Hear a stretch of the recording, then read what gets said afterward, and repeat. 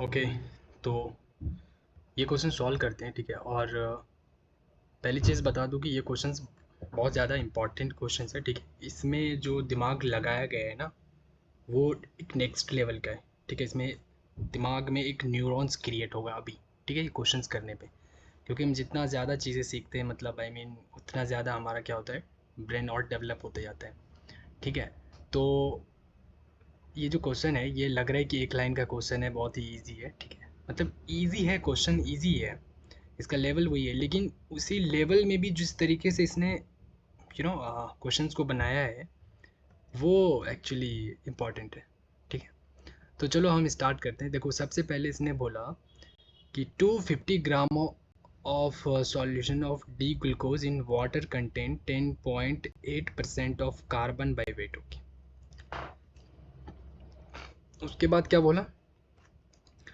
उसके बाद बोल रहा है molality of solution is nearest to, ठीक है। तो हमें क्या पूछ दिया इसने? मोलालिटी पूछ दिया, ठीक है। यस। तो पहली बात तो ये देख लो, सिंपल सी चीज़ है कि हमें मोलालिटी पूछा गया है, तो हम डायरेक्ट ये फॉर्मूला लिखेंगे, ठीक है। मतलब moles of solute upon mass of solvent in KG. अब सॉल्यूट क्या है, सॉल्वेंट क्या है, देख लो यहाँ पे क्या हो रही है। यहाँ पे इसने क्या बोला, सॉल्यूशन है हमारे पास, एक सॉल्यूशन है और हमारे पास ये है, ठीक है। तो ये हमारे पास सॉल्यूट हो गया, ठीक है ना। सॉल्यूट ये हो गया जिसको हम मिक्स कर रहे हैं इन वाटर, देख रहे हो। तो ये हमारा सॉल्वेंट हो गया, वाटर में घुला रहे हैं, इसको मिक्स करेंगे डी ग्लूकोज को, ठीक है ना। ग्लूकोज पीते हैं ना हम लोग पानी में डाल के गर्मी के दिनों में, वही चीज़ है, डी ग्लूकोज समझ लो, ठीक है।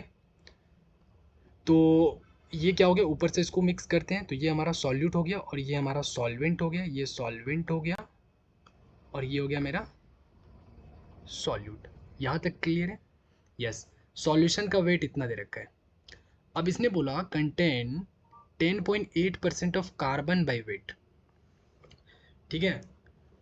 अब इसने ऐसा बोल दिया कि ये जो सॉल्यूशन है पूरा, ठीक है, ये पूरे सॉल्यूशन में 10.8% जो है वो क्या है, मेरा कार्बन है, ऐसा बोल दिया इसने। और ये सॉल्यूशन किन चीज़ से मिलके बना है? ग्लूकोज और वाटर से, ठीक है। अब वाटर में कार्बन तो हो नहीं सकता, वाटर का सिंपल फॉर्मूला H2O होता है। हम्म।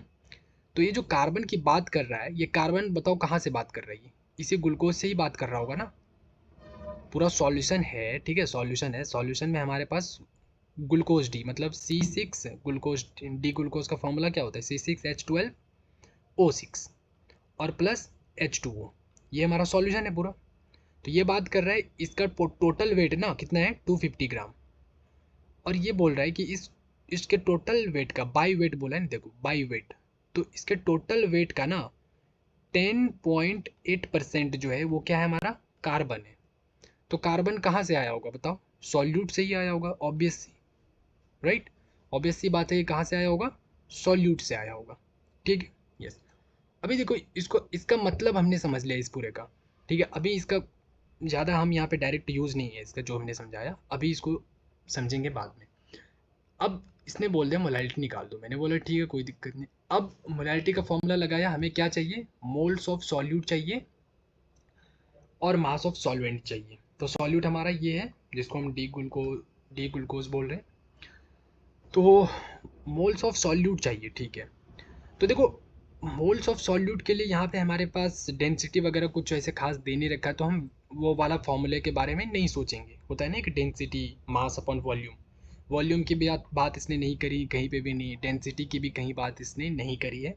तो हम उधर नहीं सोचेंगे, हम डायरेक्ट सिंपल सा फॉर्मूला जो होता है हमारा, ये छोटा सा formula moles equal to given weight upon molecular weight, इसके बारे में सोचेंगे, ठीक है।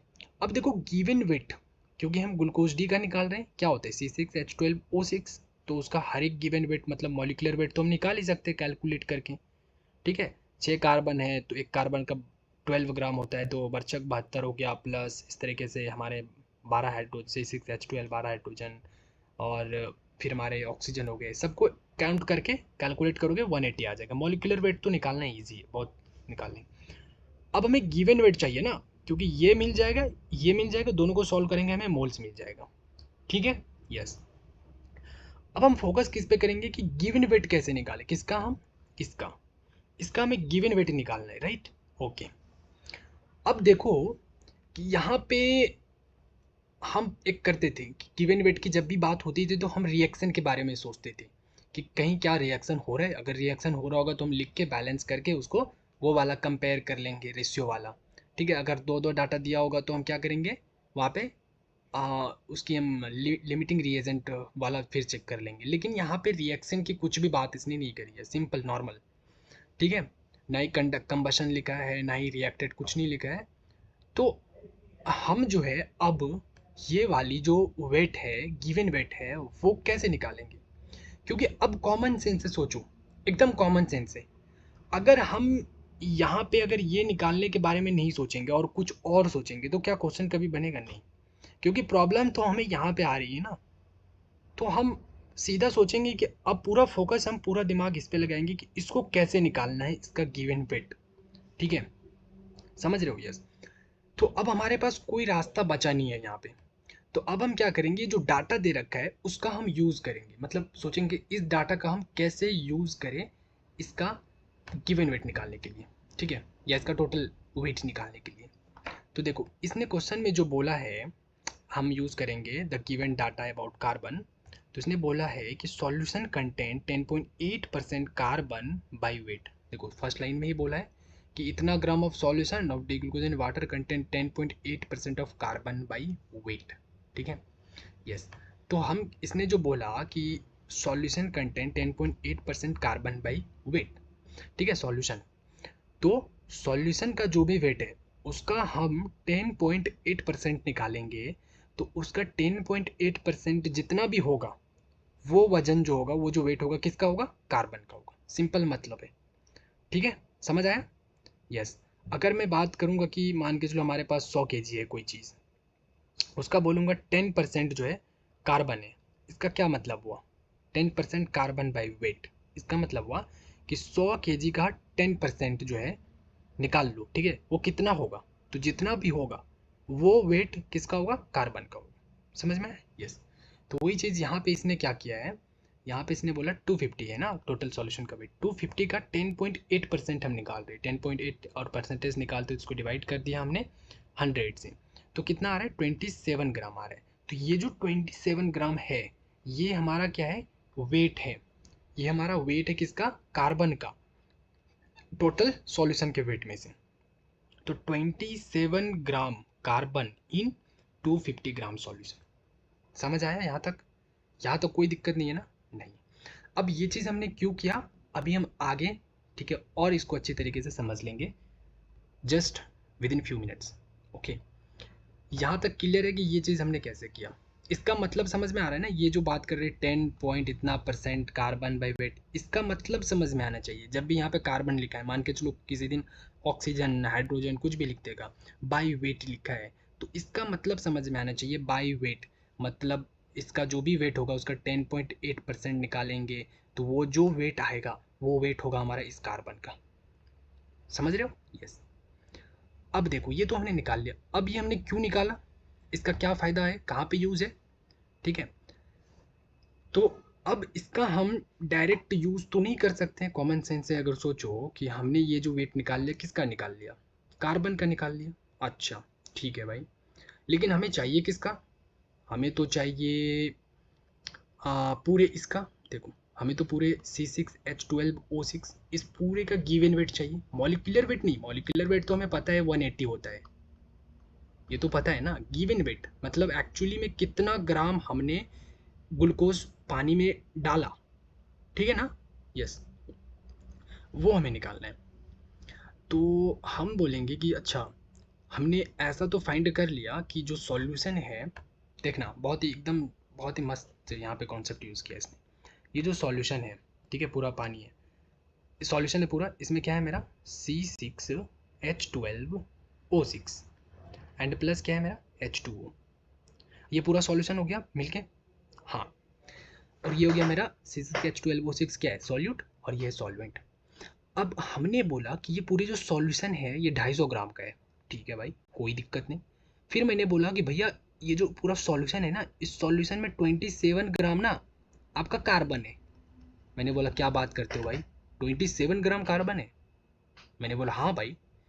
तो अब मैं तुमसे पूछूंगा एक सिंपल सा क्वेश्चन कि बताओ मुझे एक बात, कि ये जो 27 ग्राम है कार्बन हमारा, वो कहाँ से आया होगा? जस्ट कॉमन सेंस बताओ। वो तो इसी से आया होगा ना, मुझे इतना सा बता दो बस। ये 27 ग्राम कार्बन जो है वो तो मेरा C6H12O6, ये जो कार्बन आया है मेरा कहाँ से आया है? ग्लूकोज से ही आया है। ग्लूकोज से ही आया है। H2O में तो कार्बन है नहीं हमारा, नहीं। ओके, यहाँ तक हाँ बोल दो बस, हाँ यस बोल दो, यस। अब आगे जो सोचने की ज़रूरत नहीं, अब आगे हम यहाँ पे देखेंगे, बस इतना समझ में आ गया। हाँ, अब देखो क्या करेंगे। अब हम क्या करेंगे कि mass of carbon in this, अब हम क्या करेंगे कि ये जो हमारे पास टोटल इसका मॉलिक्यूलर वेट कितना है, 180 ग्राम है ना? मुझे हाँ या ना बोल दो, यस। अब मैं पूछ रहा हूँ तुमसे कि 180 ग्राम में से कार्बन कितना ग्राम है? ये सिर्फ मॉलिक्यूलर वेट पूछ रहा हूँ मैं, ठीक है ना? इसका मॉलिक्यूलर वेट कितना है? 180 ग्राम। तो मैं पूछ रहा हूँ इस C6H12O6 के एक मोल में से, हाँ, जो हमारा जो है टोटल वेट जो हो रहा है एक मोल का, वो कितना है? 180, ठीक है? तो उस एक मोल में से कार्बन जो है वो कितना है बताओ? तो कार्बन कितना है मेरा? 12 गुना 6 कर दो, 72 ग्राम। या 72, ठीक है, 72 ग्राम। हाँ, हाँ या ना बोलो। टोटल 180 में से 72 ग्राम हमारा क्या है? कार्बन है। मैं मॉलिक्यूलर वेट की बात कर रहा हूँ बस, molecular weight, not given weight, ठीक है? यस। तो अब मैं ये पूछता हूँ कि ये जो 72 ग्राम है, ठीक है, ये 72 ग्राम को परसेंटेज में कन्वर्ट करके मुझे बताओ। मैंने बोला अच्छा, मैंने ये पूछा कि देखो भाई 180 ग्राम में से जो 72 ग्राम हमारा कार्बन है ना, तो हमें ग्राम में मत बताओ, हमें ना ये जो कार्बन है वो परसेंटेज में बताओ। 180 ग्राम में कितना परसेंट हमारा कार्बन है, हमें ग्राम में मत बताओ। तो मैंने बोला ठीक है, हम इसी ग्राम को परसेंटेज में कन्वर्ट कर देते हैं। तो 72 और क्या होगा, डिवाइडेड बाई 180, ये ना, हाँ 180 एंड मल्टीप्लाई 100, ठीक है? तो क्या होगा, ये कन्वर्ट करोगे तो 40 आ जाएगा, परसेंटेज में लिख दोगे, ठीक है? 40% आ गया, आ गया, हाँ या ना? अब बोलोगे ये चीज़ मैंने क्यों निकाला? ये तो इसमें कोई दिमाग लगाने वाली चीज़ नहीं है, बहुत ही सिंपल सी चीज़ है। अगर मुझे हाइड्रोजन का परसेंटेज निकालना होता तो हम क्या करते बताओ? हाइड्रोजन कितना वेट है? 12, तो 12 हो जाएगा। और हमारे पास टोटल वेट कितना है? 180 मल्टीप्लाई 100 कर दूंगा। तो यहाँ पे जो भी आएगा मेरा वो किसका आ जाएगा? हाइड्रोजन का परसेंटेज आ जाएगा। ऑक्सीजन का परसेंटेज निकालना है तो ऑक्सीजन मेरा कितना है? 8, और एक ऑक्सीजन का कितना होता है? हाँ 16, तो 16 गुना 6 करोगे, 16 गुना 6 करोगे और डिवाइडेड बाई 180 करोगे, मल्टीप्लाई 100 करोगे, तो वो तुम्हारा ऑक्सीजन का परसेंटेज निकल जाएगा, ठीक है? मैंने बोला अच्छा। मैंने कार्बन का क्यों निकाला? निकाल तो लिया, ये इजी चीज़ है, लेकिन क्यों निकाला ये इंपॉर्टेंट है, ठीक है? देखो क्यों निकाला हमने, क्योंकि हमारे पास एक डाटा और दे रखा है कार्बन के बारे में, वो है मेरा जो अभी हमने जस्ट निकाला, वो निकाला 27 gram carbon in 250 gram solution, ठीक है? और सेम चीज़ मैंने कार्बन का एक दूसरा डाटा हमने निकाल लिया, वो निकाल लिया कि कार्बन जो है वो 40% है किसका? Total weight of glucose. Glucose का जो भी मॉलिक्यूलर वेट है हर एक मोल में हमारे पास कितना? 40% जो है मेरा वो क्या है? कार्बन ही है, ठीक है? अगर समझ रहे हो ना, 40%। यस। तो अब हम क्या करेंगे, अब हम यहाँ पे मोस्ट इंपॉर्टेंट चीज़ करेंगे कि हमने दो डाटा फाइंड कर लिया। पहला कर लिया कि total mass of carbon in solution is 27 gram and D glucose contains 40% carbon in their total molecular weight. उसके टोटल वेट में से जो है 40% जो है कार्बन ही है। हमेशा हमेशा मेरा ग्लूकोज में 40% हमेशा मेरा क्या रहेगा? कार्बन रहेगा। ओके। तो अब हमने क्या किया, इसको अगर मैं एकदम, अब जो है मैंने ये चीज़ क्यों लिया था, अब समझ में आएगा ये चीज़ जो मैंने बोला कि ये मैंने एक लिया इसमें। अब मुझे एक चीज़ बताओ, एक चीज़ बताना मुझे। मैंने पहले ये बता दिया कि टोटल सॉल्यूशन जो है 250 ग्राम का है, और सॉल्यूशन जो वो किन दो चीज़ों से मिलके बना है? Glucose plus H2O, right? Yes. तो इस ग्लूकोज में से जो टोटल सॉल्यूशन में से 27 ग्राम हमारा कार्बन है, ठीक है। हाँ, अब दूसरी बात अगर मैं कहूँ दूसरी तरीके से, वो मैं ये कह सकता हूँ कि ये जो ग्लूकोज होगा ना, जितना भी ग्राम होगा उससे कोई मतलब नहीं है मुझे, लेकिन इतना मुझे पता है कि 40% क्या होगा, मेरा कार्बन ही होगा। इतना तो मैं गारंटी के साथ कह सकता हूँ। हाँ, ग्लूकोज का जितना भी ग्राम हो मुझे नहीं पता, मैंने 1 मोल में निकाला C6H12O6, इसमें मैंने निकाला कि 40% मेरा क्या है, कार्बन है। 40% जो वेट है इसका कार्बन है। अब अगर तुम 2 मोल कर दो, ये 2 कर दो या 3 कर दो, जो भी करोगे तो इस पूरे का वेट इंक्रीज होगा, इस पूरे का वेट इंक्रीज होगा, तो कार्बन भी तो 3 टाइम्स हो जाएगा, और फिर भी उसको सॉल्व करोगे तो फिर भी तुम्हारा 40% ही आएगा। सब चीज़ इंक्रीज हो रहा है ना, तो कोई फर्क नहीं पड़ेगा। 40% मतलब कार्बन हमारा हमेशा 40% रहेगा, समझ रहे हो। कार्बन हमारा हमेशा 40% रहेगा। तो अब मैं एक चीज़ पूछता हूँ तुमसे, ये जो 40% मैं कार्बन बोल रहा हूँ, ये कहाँ से बात कर रहा हूँ मैं, इसी ग्लूकोज से। और मैं जो 27 ग्राम कार्बन बोल रहा हूँ, ये भी कहाँ से, इसी ग्लूकोज से। बताओ, समझ रहे हो। यस। तो इसका मतलब मैं क्या कह सकता हूँ कि 40% टोटल टोटल हमारा कार्बन इस सॉल्यूशन में कितना है। ज़्यादा नहीं सोचना, मैं जो बोल रहा हूँ बस उतना सोचो। टोटल इस पूरे सॉल्यूशन में, इस पूरे ग्लास में अभी मेरे पास अभी कितना ग्राम है कार्बन। हाँ, 27 ग्राम है ना। यस। ये वाला जो कार्बन निकाला था मैंने ग्राम, यहाँ पे ये कहाँ पे है, ये वाला 72 ग्राम, ये मैंने सिर्फ ग्लूकोज में निकाला है, मैंने सॉल्यूशन में नहीं निकाला, सिर्फ ग्लूकोज में निकाला। लेकिन सॉल्यूशन जब मिक्स हो रहा है, ये तो मॉलिक्यूलर वेट की बात कर रहा हूँ मैं, ठीक है। लेकिन यहाँ पे ये गिवन वेट हो रहा है, ये जो मैं मिल रहा है क्या मिल रहा है, गिवन वेट मिल रहा है। इतना मुझे कंफर्म है कि 27 ग्राम जो है मेरा वो कार्बन है इस सॉल्यूशन में।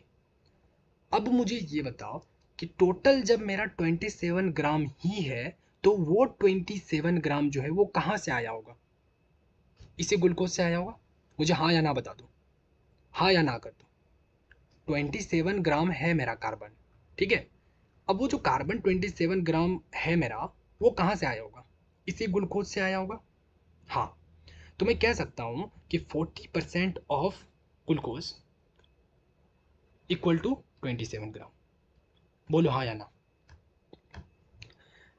हाँ, 40% ऑफ मास ऑफ ग्लूकोज, यहाँ पे मैं अच्छे से लिखता हूँ 40% ऑफ मास ऑफ ग्लूकोज,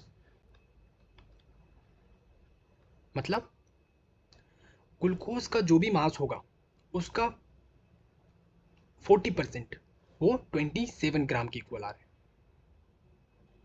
समझ रहे हो। ये 40% मैंने निकाला यहाँ से 1 मोल लेकर के।